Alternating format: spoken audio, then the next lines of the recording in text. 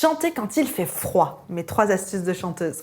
Bonjour à tous et à toutes, je suis ravie de vous retrouver pour cette nouvelle vidéo. Bienvenue à toi si tu es nouveau sur ma chaîne, tu vas retrouver ici une quantité de vidéos pour bien préparer tes techniques vocales, notamment quand il fait froid, qu'elles soient béton et que tu puisses compter dessus. Donc abonne-toi, actionne la cloche et rejoins la communauté.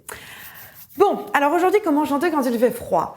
Je sais que c'est un vrai sujet. En tout cas, moi, ça a été un vrai sujet dans ma carrière de chanteuse parce que durant les périodes de fête, durant décembre jusqu'à Nouvel An, janvier, j'avais énormément de dates. Énormément. Les concerts de Noël, je vous raconte pas, il y en avait facilement... je crois que mon record, c'est 10 en un week-end, voire même plus. Non, je crois qu'on avait fait 4 par jour, donc 4, 8, 12, mon record de concerts en un week-end. Et qu'en une semaine, j'ai dû en faire une vingtaine. Donc autant vous dire que quand il fait froid, que vous devez assurer pour chanter, il y a vraiment besoin d'avoir une technique impeccable et 2-3 petits conseils que je vais vous donner aujourd'hui pour maintenir une santé vocale optimale. Donc ça, c'est super important. Peut-être que vous êtes chanteur professionnel ou juste amateur, mais peu importe, si vous avez concert avec la chorale la semaine prochaine et que vous êtes complètement malade, c'est trop dommage parce que vous avez bossé 1 an pour ce concert, c'est dommage d'être malade, quoi. Ou alors si vous êtes chanteur pro comme moi et que vous aviez, je sais pas, 20 concerts en une semaine, c'est vraiment important de connaître tout ça pour pouvoir avoir le bagage nécessaire pour pouvoir assurer. Très important. Donc prenez des notes et restez avec moi jusqu'à la fin. Juste avant de démarrer, je me présente rapidement pour les personnes qui ne me connaissent pas encore. Je m'appelle Elena Hurstel et je suis votre coach vocal depuis 2013 pour faire de votre voix votre allié numéro 1. N'hésitez pas à rejoindre moi également sur Facebook et sur Instagram. Dans la description, il y a un petit cadeau qui vous attend. C'est une petite formation super géniale. On a plein de retours super positifs. Voilà, une super formation qui est gratuite. Donc n'hésitez pas à la télécharger, 100% gratuit. Il y a plein de petites pépites à l'intérieur. Allez, c'est parti, on rentre dans le vif du sujet. Allez me chercher de quoi noter, un papier, un stylo, parce que croyez-moi, vous allez en avoir besoin. Chanter quand il fait froid, mes 3 astuces de chanteuse. Allez, on va direct dans le vif du sujet. La chose super importante pour moi, alors quand il fait froid ou quand il y a la clim, moi qui habite maintenant aux États-Unis, je vous raconte pas la clim, c'est un enfer. C'est-à-dire que moi, je prends des vestes pour aller à l'intérieur. Dehors, il fait chaud, j'habite en Floride, donc forcément, il fait super chaud. Donc dehors, c'est super, mais alors dès qu'on rentre dans les transports en commun, dans les magasins, c'est l'angoisse.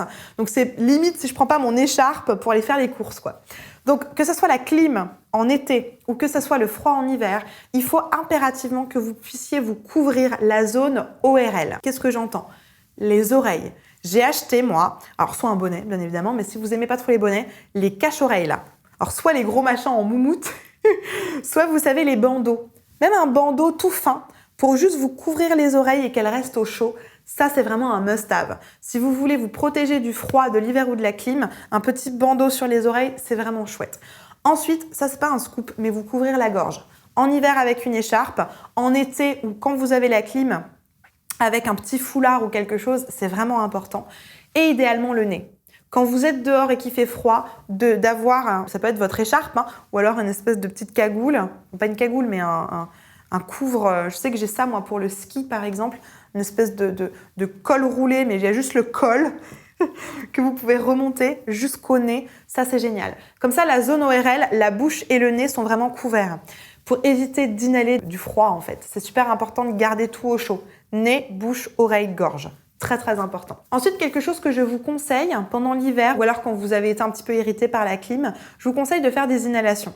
Qu'est-ce que c'est des inhalations ? Un bol d'eau chaude.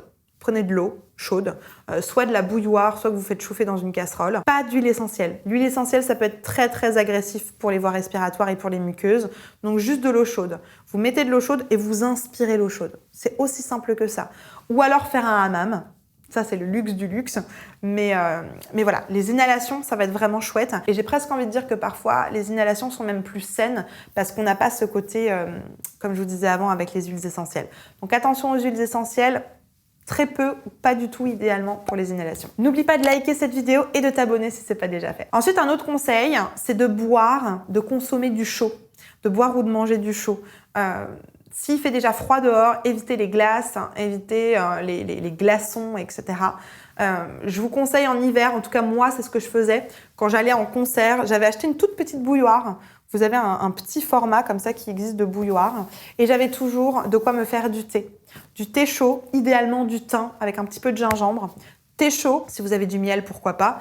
Thé chaud, gingembre, miel. Voilà, et j'avais une thermos et je me buvais ça à longueur de journée. Donc, moi, c'est vraiment mon hack de chanteuse. J'avais tout couvert Et en plus de ça, dans ma loge, j'avais donc ma petite bouilloire pour me faire mes inhalations dans ma loge. Et en plus de ça, me faire mon petit thé. J'avais tout le temps du thé. Alors au début, j'embêtais tout le monde parce que j'avais pas ma bouilloire, hein, donc j'allais tout le temps demander de l'eau chaude quand je devais chanter. Et à terme, j'ai acheté une petite bouilloire que je transporte dans mon sac de concert et c'est vraiment super chouette. Donc je vous conseille vraiment de mettre ces 3 choses-là en place. Évidemment, de travailler votre technique vocale hein, parce que votre voix va pas pouvoir faire des miracles. Il va falloir vraiment travailler sur votre voix pour pouvoir vous reposer sur des bases saines, sur une voix qui roule toute seule et qui vous pose pas de problème. C'est vachement important. Et si vous voulez qu'on bosse ça ensemble, si vous avez envie que je vous accompagne pendant plusieurs mois pour retaper un petit peu votre voix, pour la remettre sur les bons rails, réinstaller les bonnes bases, dans la description, il y a un petit lien vers un formulaire. Remplissez-moi ce formulaire avec votre problématique. On va en prendre connaissance avec mon équipe. Et si votre profil fait partie des personnes que j'ai l'habitude de coacher, on va vous passer un petit coup de téléphone. En tout cas, mon équipe va vous appeler et regarder avec vous, discuter simplement avec vous sur quelle serait la meilleure option à vous proposer pour résoudre votre problématique de manière efficace et durable. La barre de commentaires est à votre disposition. Si vous avez encore des questions, des suggestions, des trucs et astuces à partager avec la communauté sur comment vous faites quand il fait froid pour garder votre voix, n'hésitez pas à nous le partager en commentaire. J'ai fait une vidéo il y a quelques temps sur les aliments qu'il faut éviter pour bien chanter. Je vous la remets juste ici parce que souvent, en plus du froid, on consomme les mauvais aliments.